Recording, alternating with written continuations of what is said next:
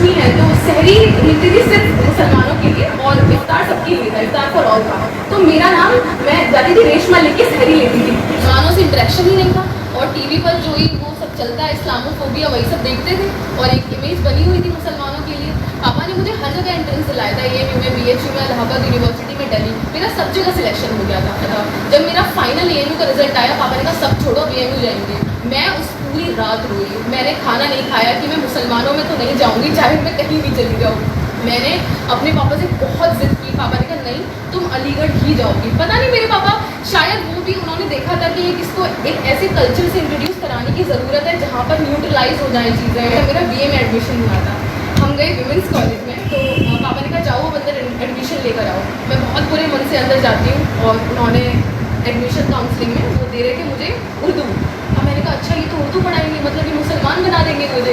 अब मैंने अपना फॉर्म छीना और मैं भागती हुई बाहर आती हूँ। मेरे तो पापा चलिए यहाँ से, ये तो उर्दू पढ़ा रहे हैं, नहीं हो पाएगा। पापा कह रहे बेटा कुछ नहीं है, एलिमेंट्री है। पापा ने सब समझाया, तमाम बातें, मैंने कहा पढ़ना ही नहीं है। पापा कहते हैं जाओ बैंक से जाके DD ले आओ। फिर हम गए बैंक में, हमारी DD वापस करो, हमें एडमिशन नहीं लेना।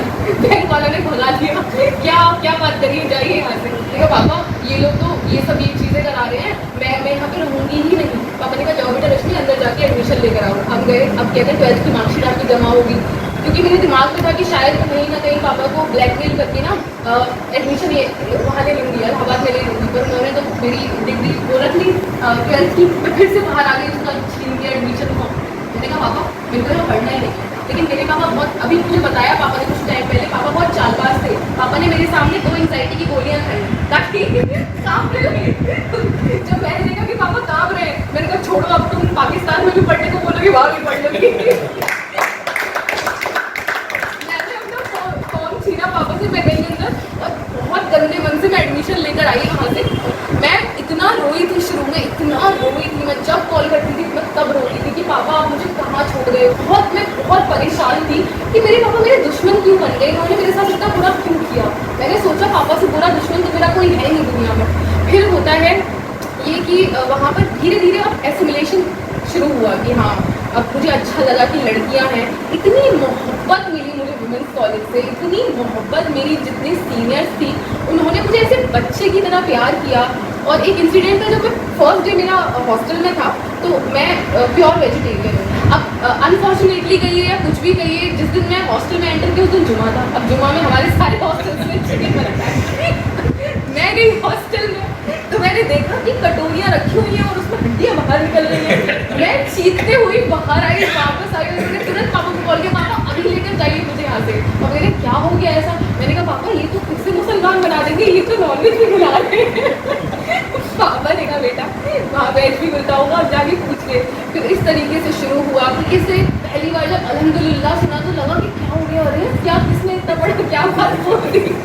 तो इस तरीके से धीरे धीरे धीरे धीरे बहुत स्लो प्रोसेस था और रोते हुए गई थी और रोते हुए ही वापस आई थी कि मुझे वापस नहीं आना है। इस तरीके से ये पूरी जर्नी रही।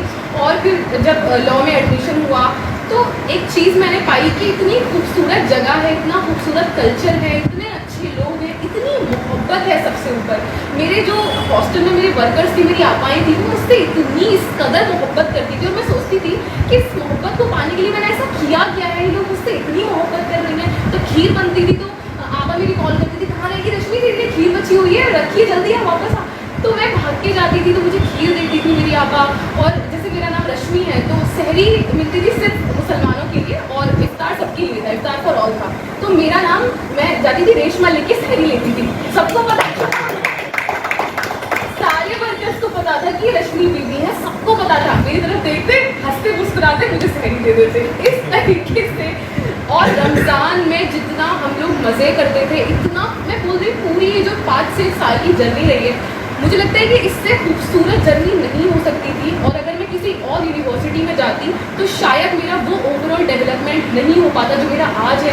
आज मेरे जिस तरीके की विचार हैं, जिस तरीके की धारणाएं हैं, जिस तरीके से मैं सोसाइटी को देख पाती हूँ, मैंने दोनों सेक्शंस को जिया है। मैं जो भी हूँ मैं AMU की वजह से हूँ और मैं अपने पापा की वजह से हूँ। पापा ना होते तो AMU ना होता और AMU नहीं होता तो मैं नहीं होती।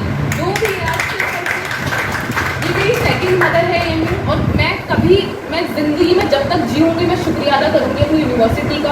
और आने वाली जितनी भी जनरेशंस होंगी, ये यूनिवर्सिटी जो है मदर का काम हर किसी के लिए, बोलते ना ये चमन है, हम सब उसकी बुलबुलें हैं, जहाँ भी जाएंगे देश विदेश में। ये बात बहुत रियलिटी है। कभी भी एएमयू की बात आती है मैं बहुत इमोशनल हो जाती हूँ, क्योंकि मुझे पता है कि मैं कितनी इमोशनली अटैच हूँ इस जगह से, इन यहाँ के लोगों से, यहाँ की मोहब्बत से।